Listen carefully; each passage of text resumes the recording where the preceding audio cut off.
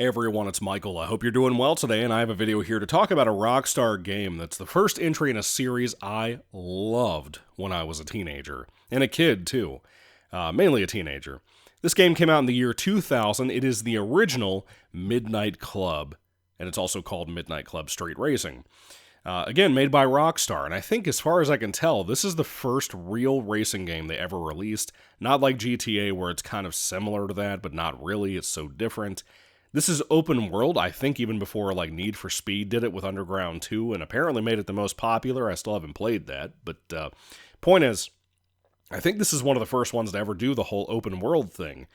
And where I really like that, and where I loved as a teenager and a kid, Midnight Club 3, I played it on my PSP and my PS2 literally to death. All of my friends that had a PlayStation of any sort, we played the shit out of Midnight Club 3.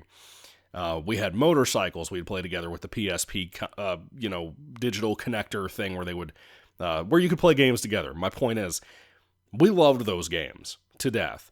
Los Angeles came out. I tried it. I suck at Los Angeles. I hate it. It's number 4 in the series, in case you never played it. But I'd never played the OG first 2 games, and, well, here we are. Over the Easter weekend, I decided to try Midnight Club Street Racing, and it beat my ass. It beat me up so bad, dude. I want to love this. I love the world design. It feels like a very stripped down and basic version of Midnight Club 3 if you're looking for that kind of thing. It still has like the directional arrows and a map that you can kind of change the view on it, you know? But I'm going to be honest with you. I didn't play much of this. I played probably an hour of this, and I got so angry and pissed off over it that I finally had to quit. I won't go back to this. If there's cheat codes for it, maybe I will. A lot of Rockstar games, obviously, like GTA, had that at that time. But that's the only way I'd go back. This game is fucking bullshit. I reviewed a game a minute ago. Well, I uploaded it probably before you see this. For the 1999 Ford racing game, right? People hate that shit. It's a sim racer, not an arcade racer, and it's unfair. It's tough, but it was kind of fun, right? It had a lot of style to it. This has a lot of style to it. It has that street racing feel to it, as you can tell from the cover alone. It looks like Fast and Furious, the year before Fast and Furious came out. It's probably an inspiration on that, to be honest. And yet, it is one of the most brutal and bullshit, unfair games where cars are so fast and you have no way to get better than them in any way, shape, or form. I don't know about Midnight Club 2. Like I said, I haven't played it.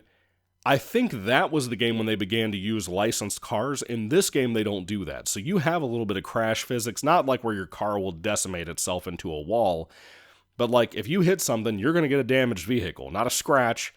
Not a completely clean car after hitting a brick wall. It's not like that. You'll get some damage and stuff. I think there's even a damage meter, if I remember correctly. I'm not really sure what happens with that. I tried to fill it up, and I never could get it to where I needed it to go. But I was so pissed off over the racing in the game, it doesn't surprise me I never completed it.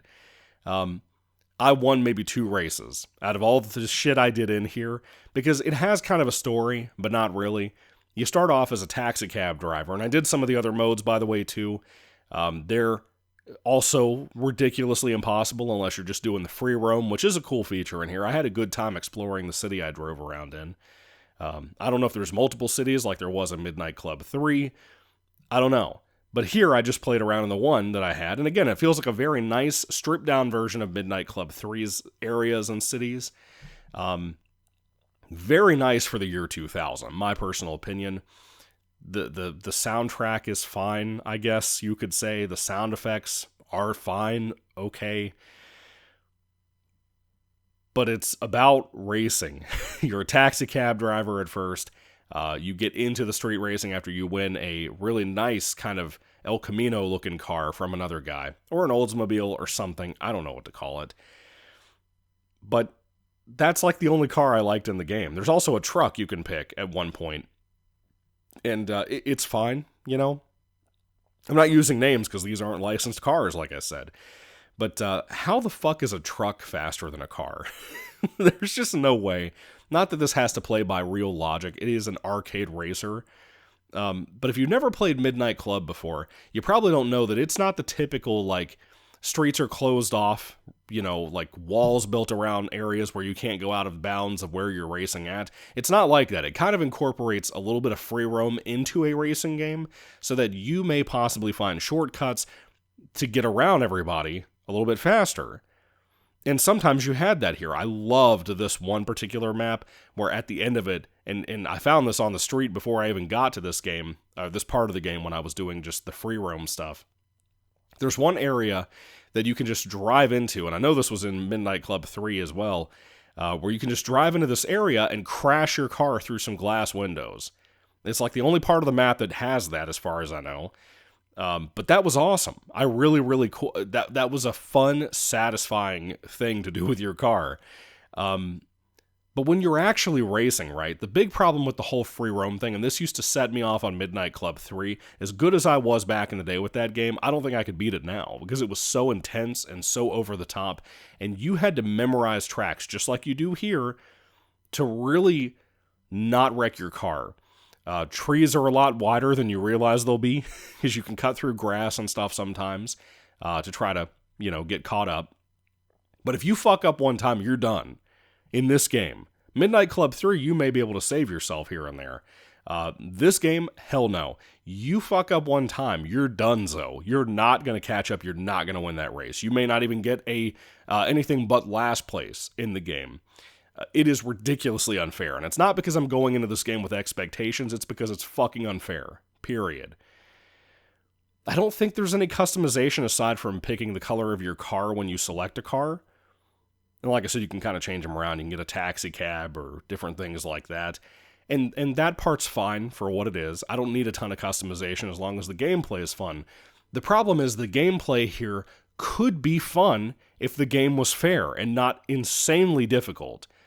It'll kick your ass. It really honestly will. I gotta look up some more reviews about this and see what other people think about Midnight Club 1 because, dude, this pisses me off more than Ford Racing did. Hands down, no questions asked. Maybe it's because I'm a fan of Midnight Club 3, and again, not so much Los Angeles. I don't know. I don't think it's just a matter of expectations as a fan. Going back in time to play an older game that could be a little bit more rough. I'm assuming Midnight Club 2 will be a lot more polished. I haven't played it yet. But, no, this game's bullshit. Plain and simple. Probably one of the worst Rockstar games I've ever played. And for their kind of worst, it's still better than the majority of games you'd have that were just cash grab racing games. Stuff like, again, Ford Racing is accused of being that. I'd rather play this over top of that because of the free roam option. But, like, this is an unfair game. Your cars are not fast enough to be able to catch up in here. If there's cheat codes, I'd recommend playing it with that. I didn't even think last night before I went to bed that maybe there were on this game and a couple other games I played that I'm reviewing currently. But if there are cheat codes, you should try to get some of them. If you can unlock other cars, maybe it'd be a lot easier to play. But just know if you're going in completely vanilla like I am, or like I did yesterday, and probably never will again if there is cheat codes, if I ever come back to play this again, just know you're going to get angry.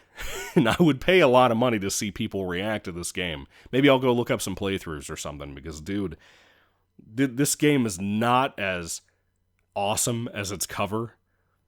It's super, super ridiculous. Again, the map is nice. There's a lot of good stuff about the game, but what good is it if you can't do anything but have fun and free roaming? You know? I can't even understand how this turned into what it is. I don't understand what Rockstar was thinking, man. We're talking about the company that was about to put out, I think the next year, wasn't it 2001, I believe, when GTA 3 came out? And I don't even love GTA 3. It's a good game. It was great for its time. It was unique. It revolutionized everything. There's a reason we all love Rockstar. This first Midnight Club is not one of those reasons, nor is Midnight Club Los Angeles. No matter what anybody tells me, I've never been able to get far into that game at all because it's such horseshit just like this is. I don't think it's a me thing. I really don't. I've tried every button to see if there's a hidden NOS button or something in here. There's just not. There's just not. It's going to be ridiculous and unfair to you. No matter what you try to do here, it's gonna fuck you over. So anyway, Midnight Club Street Racing, I wanted to love this. I went in so excited to finally get a chance to play it over Easter weekend.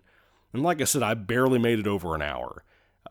It was so insanely stupid and difficult that I don't know. It's fun to play. The cars are fun to drive. But man, it's just ridiculous. Anyway, if you're a fan of Midnight Club games, I would love to hear your honest opinion about this, especially if you played it back in the day on release. What was the reception generally like for this game when it came out? Can you play this and get better? You know, and the thing with Midnight Club, I don't even think I went into this route of conversation. I meant to, but I got on other topics. With no walls for the tracks on racing in this, where you're just free-roaming street racing in the streets, you can get hung up on walls and trees. I mentioned the tree thing, but I didn't mention the fact that you could be trying to drift around a corner, which, by the way, the e-brake here, so ridiculously cartoonish. Like, if you use your regular brake, you slow down too much and you lose speed and you lose your place in the race.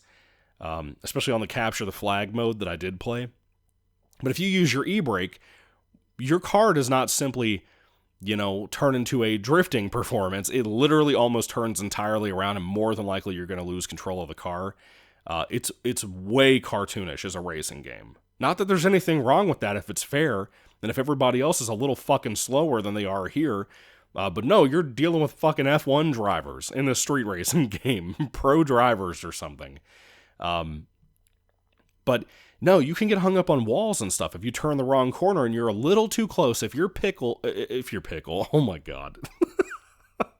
If your pixels surrounding the atmosphere of your car are too close to a corner, you could either hit a corner and get knocked off from a building that you tried to turn around, or you could go too far and tap one and it completely stops you. Or if a building has like a little ledge, like a little alleyway that sticks out a little too much, you could get hit on that and you're not going nowhere. It's going to put your car from 110 miles an hour to 0 in literally 1 second. It's bullshit. It's bullshit. Midnight Club has always had that bullshit to it. It's not a forgiving game series from what I've experienced from anything outside of Midnight Club 3. But even Midnight Club 3 can be brutal as the game goes on. But you have enough money to buy really awesome cars like Lambos and stuff in it. And that's what kind of made it worth it. I had beaten Midnight Club 3 like 4 or 5 times in my lifetime. I love that shit. But it got ridiculous by the end of it. It really did, how crazy it got. People talk about Need for Speed rubber banding. Dude, Midnight Club had a lot of that, unless you cheated and knocked somebody into one of those corners I mentioned. This has, like, so many cars on the street a lot of the time that you're going to hit them at some point. And the way they load in, they're not like... It's not like they're loading in at the last second. You see their headlights pretty far down the road as you're going down just one street, usually, towards the beginning of the game. You'll see them coming, but it's just sometimes you get distracted because everybody else is so fast and you're in panic mode. Sometimes that adrenaline doesn't hit in the right way, and you forget to pay attention. It's stressful. It's a really stressful game. Midnight Club 3 was like that. Los Angeles was like that. Maybe they were just doing what this did. I don't know, but this one pissed me off a lot, and I was like angry when I took it out last night. Anyway, Midnight Club 1 Street Racing. Let me know what you think about it down below, especially you hardcore fans. Sorry about all the ranting and rambling. Fuck this game, man. I want to like it a lot. I really do. But why? Why is this so hard? Anyway, thank you guys. God bless you all. Catch you later, and goodbye.